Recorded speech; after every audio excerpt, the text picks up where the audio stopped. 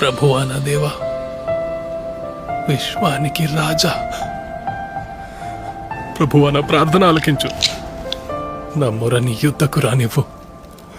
నా కష్ట సమయాన్న నీ ముఖాన్ని నాకు దాచకు. నాకు చెవి యొగ్గుము. నేను నిన్ను పిలిచినప్పుడు నాకు వెంటనే జవాబివ్వు. ఇవ్వవా? నీ ముఖాన్ని నా నుండి దాచుకోకు. నీవు నన్ను చూస్తున్నావా? నీకు నేనెలా తెలుసు?